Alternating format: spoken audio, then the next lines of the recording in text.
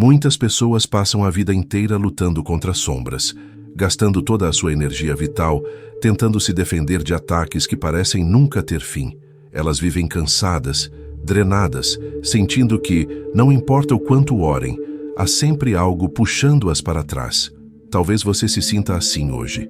Talvez você olhe para a sua vida financeira, para a sua saúde, para a sua família e sinta que há uma névoa pesada, algo que impede o seu avanço, como se houvesse uma mão invisível trabalhando contra você.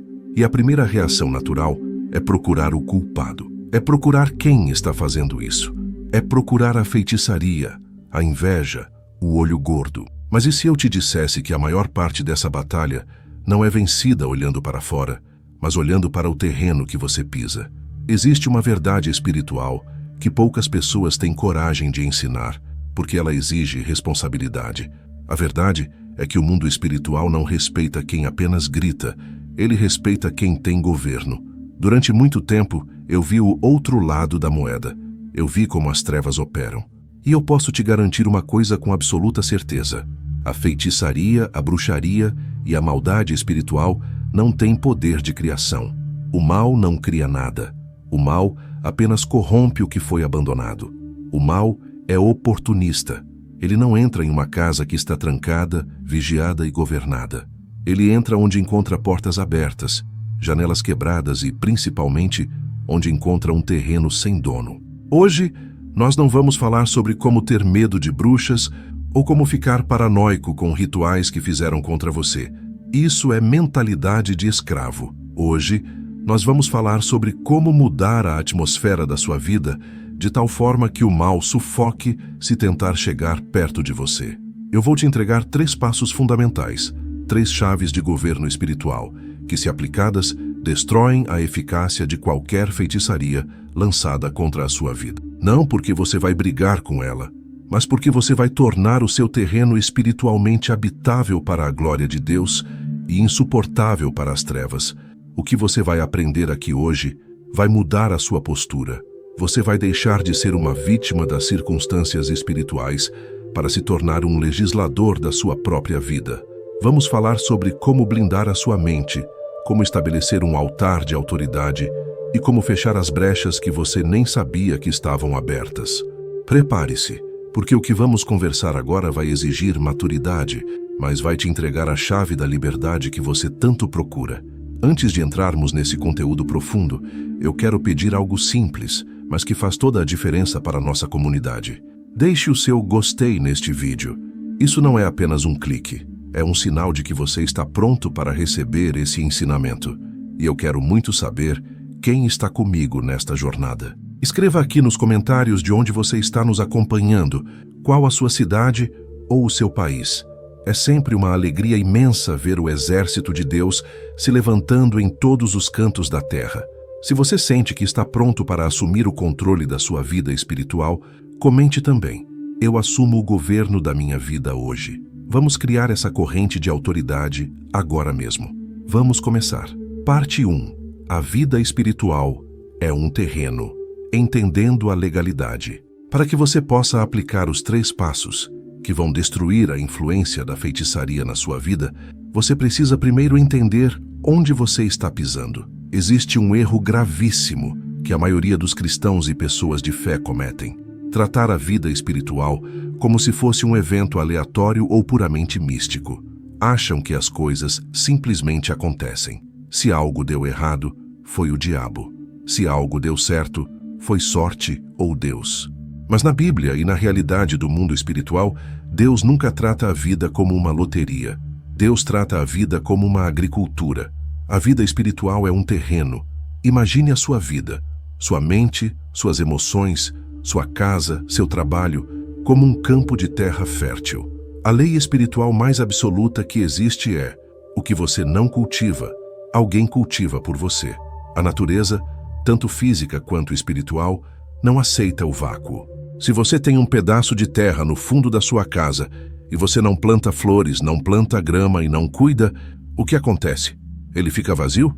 Não. O mato cresce, ervas daninhas aparecem, espinhos surgem. Você não precisou plantar o mato, ele veio porque o terreno estava abandonado. Com a feitiçaria é exatamente a mesma coisa. O que as pessoas chamam de ataque espiritual, muitas vezes é apenas a consequência de um terreno negligenciado. Quando eu observava como as trevas operavam, ficava claro que um feiticeiro, ou um espírito maligno, procura, antes de tudo, um ambiente propício. A feitiçaria não cria poder do nada. Ela precisa de matéria-prima. E qual é a matéria-prima do mal? O caos, a desordem, a falta de governo. Uma vida espiritual onde a pessoa acorda e não fala com Deus, onde ela vai dormir com a mente cheia de lixo da internet, onde há brigas constantes em casa, onde há ingratidão e murmuração. Esse é um terreno baldio. E num terreno baldio, qualquer um joga lixo. Quando você entende isso, a sua visão muda. Você para de olhar para fora com medo do bruxo e começa a olhar para dentro com responsabilidade de proprietário. A Bíblia diz: como o homem pensa em seu coração, assim ele é. E também, tudo o que o homem semear, isso também colherá. Isso não é poesia, é lei. Se o seu terreno espiritual está cheio de medo, ansiedade e falta de oração, você criou o ecossistema perfeito para que a feitiçaria prospere. As pragas não atacam jardins bem cuidados com a mesma facilidade que atacam terrenos sujos. Portanto, a primeira premissa para destruir a bruxaria na sua vida não é gritar contra o diabo, é assumir a posse do seu terreno. Onde há governo espiritual, onde há ordem, o mal não encontra legalidade para ficar. Ele pode até tentar passar, mas não encontra onde criar raiz. Parte 2. A mentalidade da vítima vs. a mentalidade do guerreiro. Agora que você entende que sua vida é um terreno, precisamos ajustar quem é você nesse cenário. Existem apenas duas formas de viver a vida espiritual, e a forma que você escolher vai determinar se você será presa fácil ou um terror para as trevas. Existe a mentalidade da vítima e a mentalidade do guerreiro espiritual. A mentalidade da vítima é o alimento preferido da feitiçaria. A vítima é aquela pessoa que acredita que tudo o que acontece de ruim é culpa dos outros. Se o casamento vai mal, é porque fizeram um trabalho. Se o dinheiro sumiu, é porque alguém tem inveja. Se a saúde falhou, é olho gordo. A vítima vive reagindo. Ela está sempre na defensiva, sempre com medo, sempre esperando o próximo golpe. Espiritualmente, a vítima é como uma cidade sem muros. Qualquer um entra, saqueia e vai embora. E o pior, a vítima se sente impotente. Ela acha que o poder do mal é maior que o poder de Deus nela. Do outro lado, temos a mentalidade do guerreiro espiritual. O guerreiro não nega que o mal existe. Ele não nega que a inveja existe. Mas a postura dele é diferente. O guerreiro entende de responsabilidade. O guerreiro olha para o terreno e diz: se há ervas daninhas aqui, é porque eu deixei de vigiar. E se eu deixei de vigiar, eu tenho o poder de arrancar. A Bíblia fala sobre o lavrador que espera a preciosa chuva, mas que prepara o campo. Fala sobre o vigia que não dorme sobre a muralha. Onde há um vigia atento, o ladrão pensa duas vezes antes de tentar entrar. A bruxaria, os feitiços, as maldições lançadas, elas prosperam onde encontram passividade. Passividade é o estado de quem espera que Deus faça tudo, enquanto não faz nada.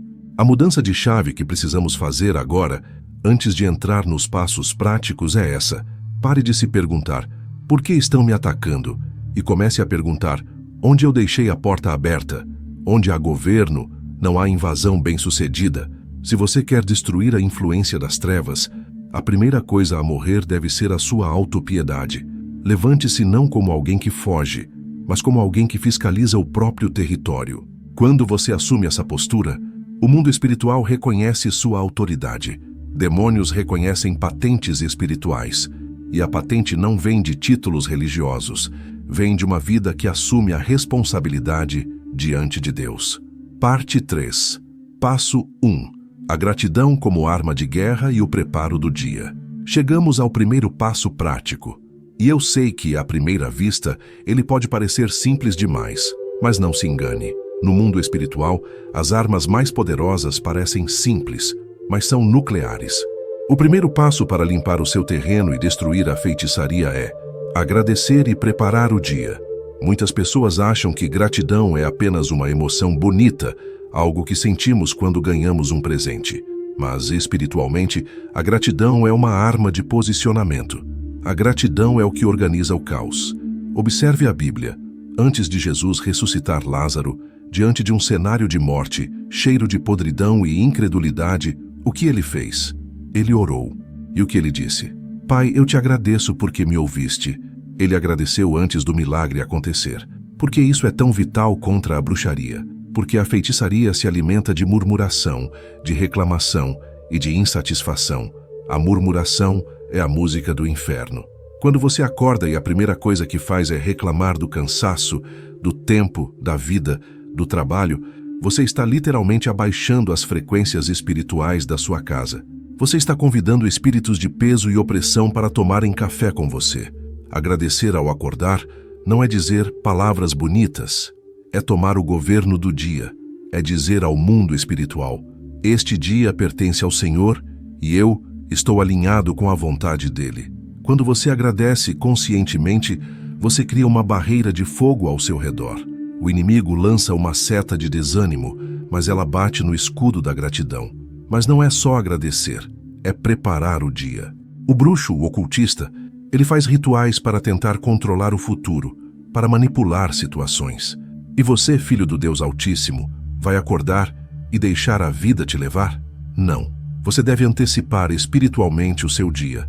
Ao acordar, antes de pegar no celular, antes de ver notícias ruins, você deve visualizar suas tarefas e declarar a vitória sobre elas. Senhor, hoje eu tenho uma reunião importante e eu já declaro que a sua sabedoria estará na minha boca. Senhor, hoje eu vou lidar com pessoas difíceis, mas o seu espírito de mansidão vai governar minhas emoções. Isso se chama profetizar sobre o próprio tempo. Quando você faz isso, você ocupa o espaço-tempo do seu dia com a presença de Deus. Se alguém tentou enviar uma confusão, uma intriga ou um acidente para o seu dia, essa intenção maligna vai encontrar o espaço já ocupado pela sua bênção. A física diz que dois corpos não podem ocupar o mesmo lugar no espaço. A lei espiritual é a mesma. Onde a bênção de Deus foi estabelecida por um filho que governa, a maldição não tem assento. Isso quebra a preguiça, quebra a confusão mental e quebra a procrastinação, que muitas vezes é uma opressão espiritual disfarçada. Comece seu dia governando e a feitiçaria perderá o terreno da sua manhã. Parte 4. Passo 2. Oração com governo, estabelecendo o altar. O segundo passo é onde a batalha realmente muda de nível. Precisamos falar sobre oração com governo. E eu preciso ser muito honesto com você. A maioria das pessoas não sabe orar. Elas sabem pedir, sabem chorar, sabem implorar. Mas orar como quem governa é diferente. Muitas pessoas só oram quando o problema aparece. Elas usam a oração como um extintor de incêndio. Deus me socorre, o fogo pegou. Deus, em sua misericórdia, muitas vezes socorre. Mas viver assim é viver em constante emergência. A feitiçaria adora crentes que só oram na crise, porque eles são instáveis. Um dia estão fortes, no outro estão desesperados. Para destruir a influência do mal, você precisa construir um altar diário. A oração não pode ser um evento. Ela tem que ser uma atmosfera. Na Bíblia, vemos Daniel. Ele orava 3 vezes ao dia. Não porque ele estava na cova dos leões o tempo todo, mas para não ser devorado quando a cova chegasse. Definir horários espirituais não é religiosidade, é estratégia militar. É não dar chance para o esquecimento e para a negligência. Orar com governo é estabelecer decretos. É chegar diante de Deus não apenas para apresentar uma lista de desejos, mas para alinhar a sua vontade com a dele. Venha o teu reino, seja feita a tua vontade. Isso é um pedido de invasão celestial na terra. Você precisa ter momentos-chave. Ao acordar, para entregar o dia. E antes de dormir, para limpar a mente. Quantas pessoas vão dormir assistindo filmes de terror, noticiários sangrentos ou brigando com o cônjuge? Elas estão incubando pesadelos e ataques noturnos. A oração antes de dormir é o fechamento das portas da sua casa espiritual. É quando você diz: aqui termina o meu dia e eu entrego meu espírito a Deus. Nenhuma seta voará de noite, mas o segredo aqui é a conexão com Cristo. Sem Cristo, a disciplina vira apenas um ritual vazio, uma ginástica mental. Com Cristo, a disciplina vira aliança. Jesus disse: "Sem mim nada podeis fazer." A bruxaria perde força quando encontra uma vida em comunhão constante. O diabo sabe quando você está orando da boca para fora e quando você está orando conectado com a fonte. Não se trata de orar 3 horas seguidas se você não tem essa capacidade ainda. Trata-se de consistência. 5 minutos de oração focada, com fé e autoridade, valem mais do que 1 hora de repetições vazias. Estabeleça horários. Cumpra seus horários com Deus. Isso mostra fidelidade. E onde há fidelidade, Deus confia a autoridade. Um soldado que não se apresenta no quartel não recebe armas pesadas. Apresente-se no quartel da oração todos os dias, e você verá que as setas lançadas contra você começarão a cair antes mesmo de chegarem perto. Parte 5. Passo 3. Vigiar, corrigir e cortar. Chegamos ao 3º passo, e aqui é onde muitos falham porque exige renúncia. O passo é vigiar, corrigir e cortar. A ideia central aqui é dura, mas libertadora. Nem tudo o que entra na sua vida veio de Deus.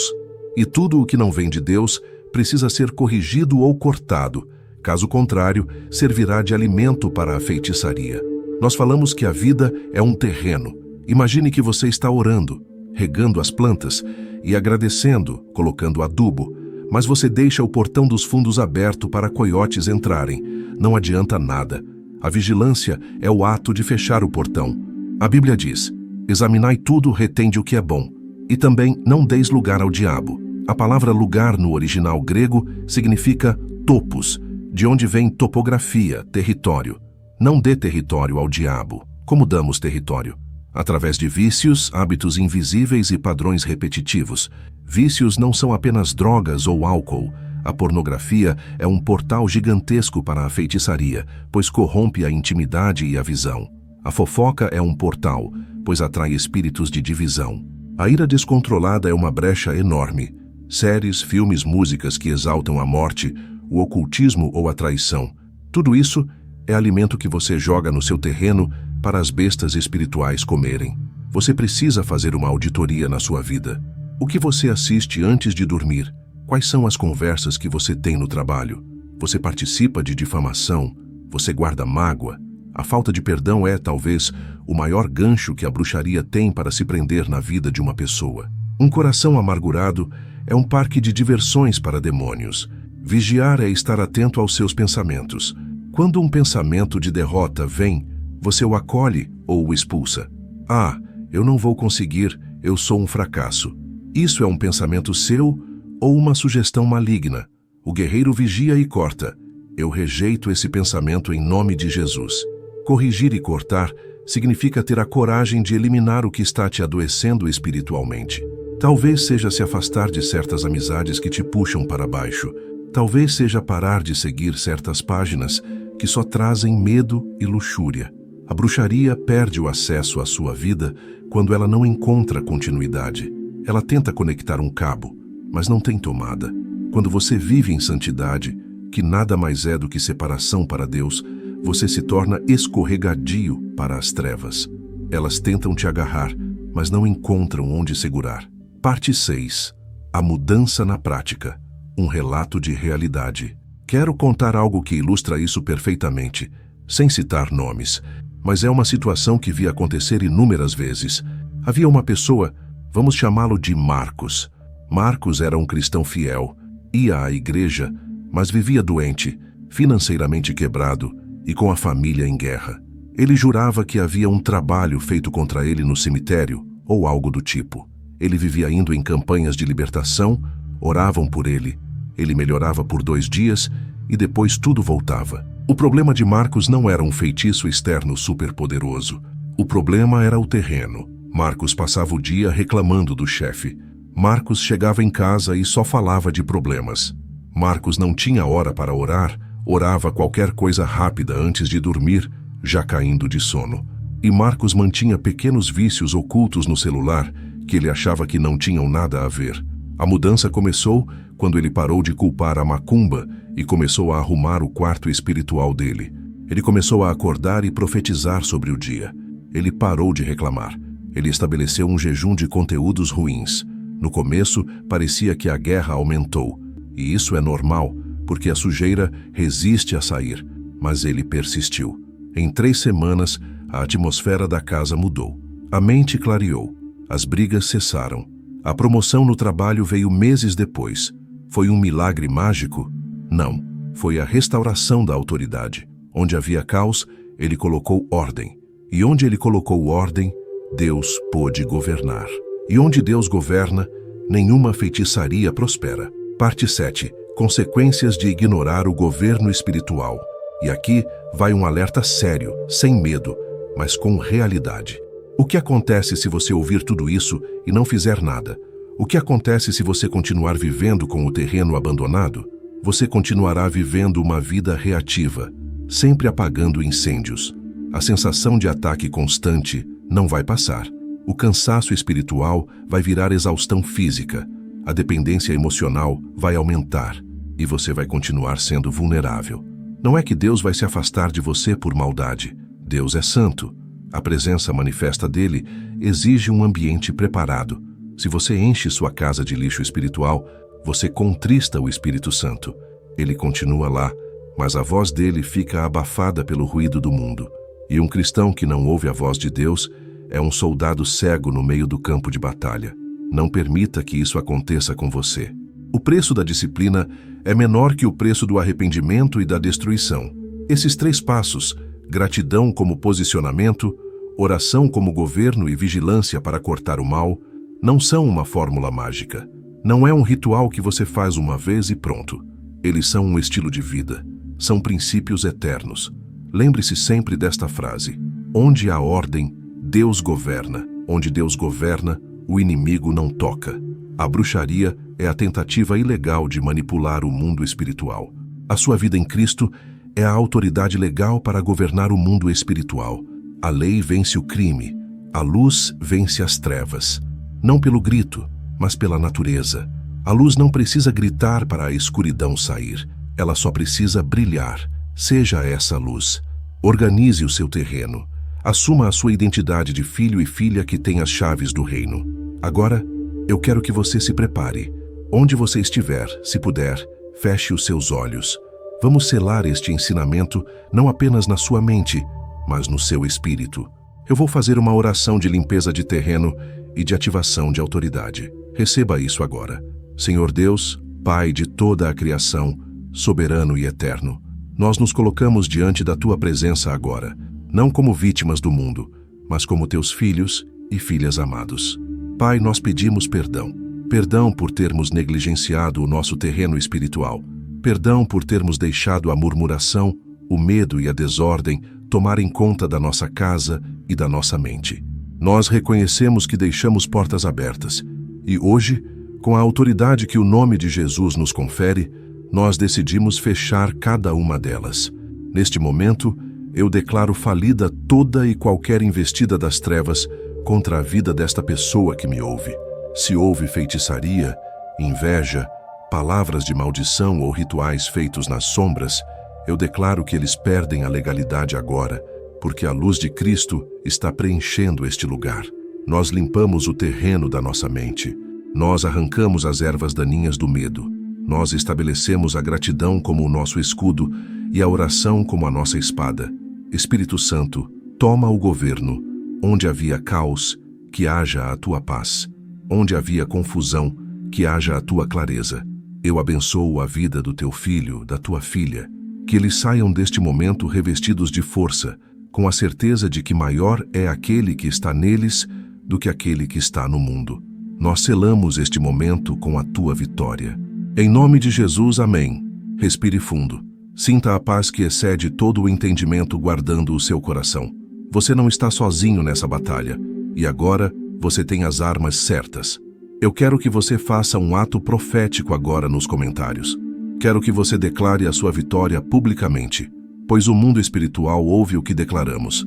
Escreva aqui embaixo: minha casa está em ordem e Deus governa aqui. Escreva com fé. Use os comentários também para encorajar alguém. Se você ler o comentário de um irmão, responda com um amém ou Deus te abençoe.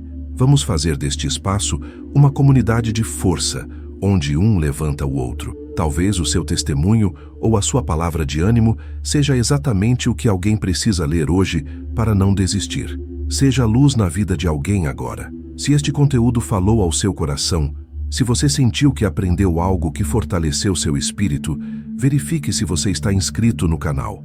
Ative as notificações, porque nós trazemos esse alimento sólido diariamente para você. E compartilhe este vídeo. Mande para aquele grupo da família, para aquele amigo que anda cabisbaixo, achando que tudo é feitiço. Vamos libertar as pessoas através do conhecimento da verdade. Fique firme. Mantenha o seu terreno limpo. Vigie.